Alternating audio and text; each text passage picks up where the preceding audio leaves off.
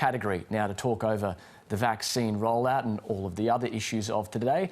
I'm joined by Labor Senator Jenny McAllister and Liberal MP Jason Falinski. Thank you so much for your time. Welcome to both of you. Thanks, Matt. So we heard from the Queensland Premier this morning. Now, she said that anyone's booking for Pfizer now won't get their appointment until October or November. And then in New South Wales, Liberal Health Minister Brad Hazzard saying people are chasing jabs like the Hunger Games. Jason Falinski, is that a fair description? No, Matt, it's not. And, you know, it's just really disappointing yet again to have state governments just not getting on with the job. I mean, in Queensland, we know that last month they got 55,000 Pfizer jabs. This week alone, they will get 95,000 per week. They will be getting by the end of August 127,000 jabs per week. And after that, they will be getting many, many jabs more than that. Every Australian who wants to have a vaccine should be able to have had that by October, the first jab that is. That's an extraordinary rate. Now, we know in Queensland, the Queensland Department of Health is throwing out 1 in 10 vaccines that they've been given. And I think they should be focusing more on how they're delivering the vaccines than focusing on how much vaccine they're getting. Is that particularly higher than any other state, or is it just Queensland that you see the problem at? That is a particularly high rate of vaccines being thrown out. In New South Wales, by contrast, 99% of vaccines are being utilised. In Queensland, it's only 90%. Jenny McAllister, the federal government says, when asked about the slow pace of the rollout, 9.1% we're up to now of the Australian community fully vaccinated. Obviously, there are worldwide issues at play here. Is that fair?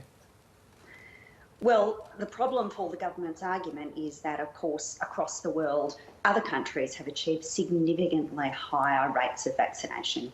Both the US and the UK, countries we like to compare ourselves to, have managed to achieve nearly 50% of their population fully vaccinated.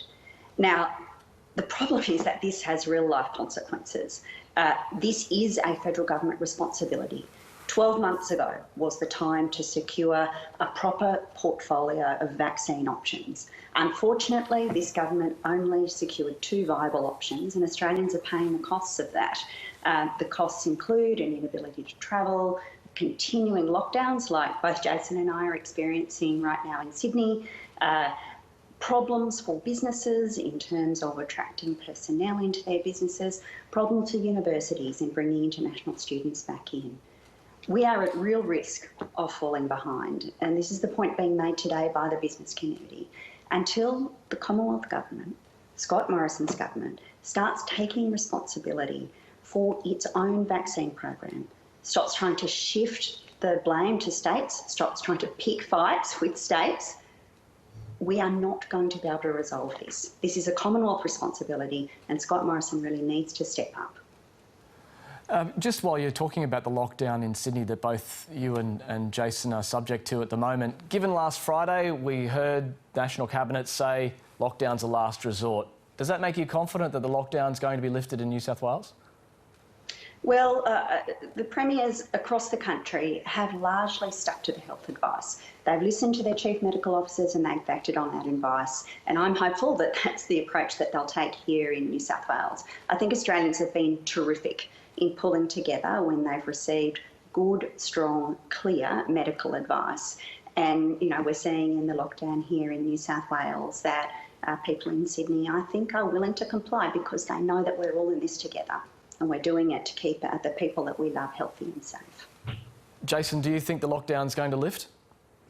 Oh, well, I hope so, Matt. I mean, you know, I'm from a part of Sydney where we've basically had 0 cases. So, and, you know, same with the Central Coast, same with large parts of Sydney. So I would hope at the very least that we will see lockdowns lifted for certain parts of Sydney. And looking at the numbers, I mean, these, as Jenny says, she's quite right, these numbers have to be left for the health professionals and the people who are looking at these things. But my hope would be that, you know, certainly parts of Sydney that haven't had any positive cases and many exposure sites would be allowed to go about their business and come out of lockdown on Friday.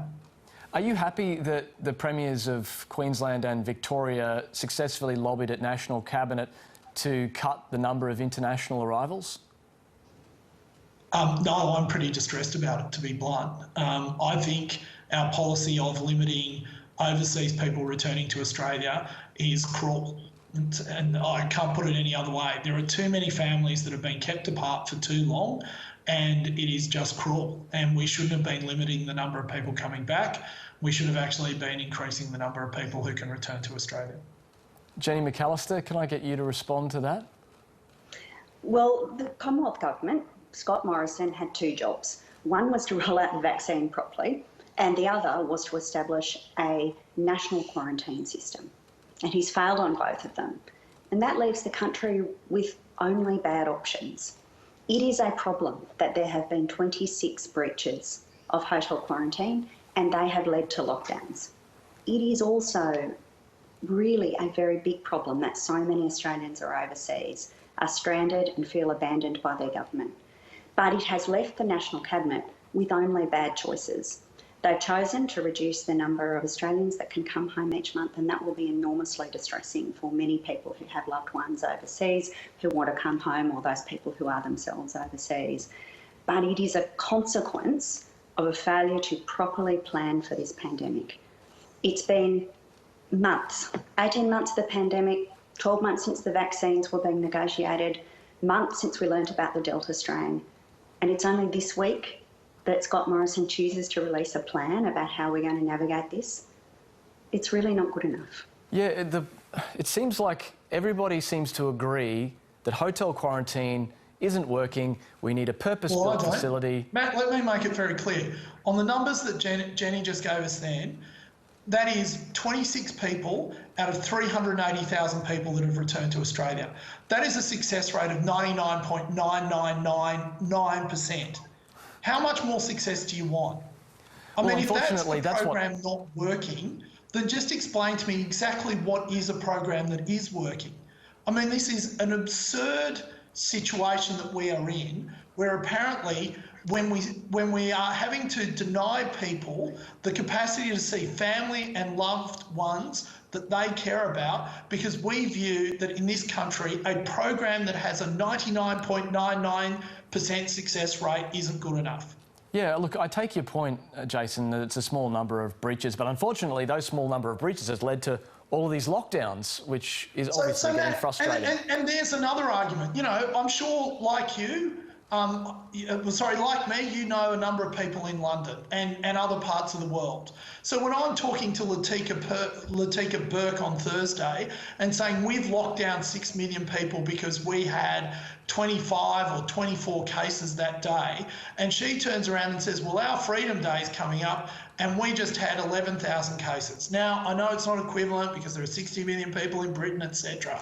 But it does seem that we have taken a pretty extraordinary case, pretty extraordinary level of safetyism to this thing. And I appreciate that. It seems to be where Australians are comfortable. But when you have a and just before we run out of time, Jason, given what you're saying, returning people so successfully, it seems. Sorry, Matt. Sorry. Yeah, sorry. I just want to develop that point just one more step before we run out of time. And just quickly, it seems like then the purpose-built facilities are our next step. Yet we just got told today one of them's not going to be built, at least one, until start of next year. Can we speed this up? But to what end? We're going to have these purpose-made facilities, and what are we hoping? That the success rate on that will be 99.99999%? I mean, we have what we have now. It has worked incredibly well. In New South Wales, the failure rate has been so close to zero, it's not funny. I mean, all right, I'm sorry, Jason. I have to jump in on you. Sorry, I just think that a lot of people would appreciate the end to the lockdowns, but I appreciate both of your time today. Senator Jenny McAllister and Liberal MP Jason Falinski, thanks very much for your time. Thanks Matt.